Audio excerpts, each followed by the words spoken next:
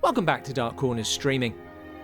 Initially developed as Dracula 3 and incorporating discarded elements from Bride of Dracula, Kiss of the Vampire is both classic Hammer horror and yet also something of an anomaly.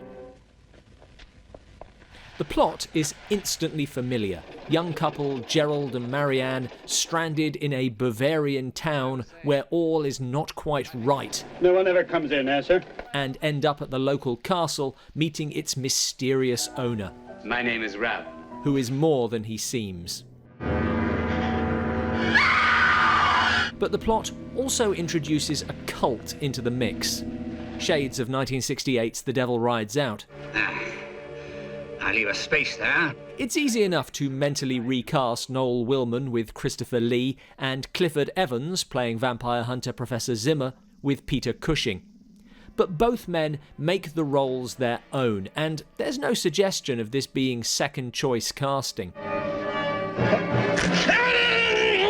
In fact, the entire cast is largely free of familiar Hammer faces, and while much of Hammer's first-rate crew remains intact, director Don Sharp was a newcomer to the company, and this would be the only Hammer film of cinematographer Alan Hume, later a mainstay of Hammer rival Amicus, though he certainly captures the Hammer aesthetic here.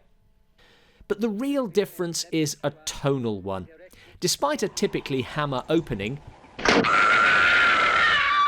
Sharp and screenwriter Anthony Hines create a far more subdued atmosphere than you expect from Hammer, and one redolent with tension. The piano scene in particular, reminiscent of Universal's House of Dracula, is pure suspense, as mesmeric to the audience as it is to Marianne.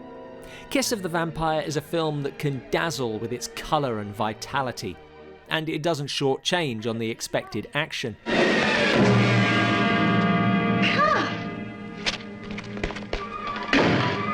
But it also plays a slow, teased-out guessing game, keeping things tense between the bloodier set pieces. It looks like Hammer. The set's instantly familiar. It sounds like Hammer. Drive on. Drive like the devil. With a score by James Bernard, but it feels like Hammer from another angle, which I suppose is what it is, a new director coming in and putting a fresh spin on the house style. The ending, which had been intended for Brides of Dracula until Peter Cushing objected to it, is an issue.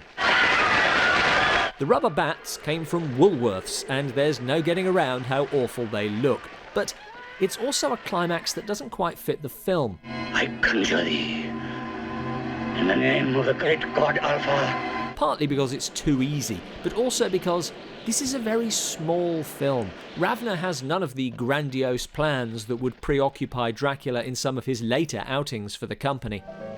They can't leave until I say so.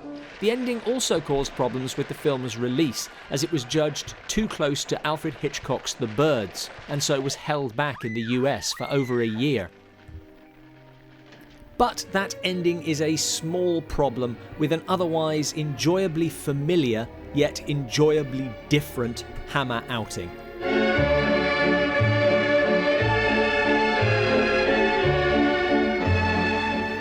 Thanks for watching. Outside of their Dracula and Karnstein series, Hammer made 3 other vampire films, 4 if you include Countess Dracula. Which is your favourite and why? Let us know in the comments below.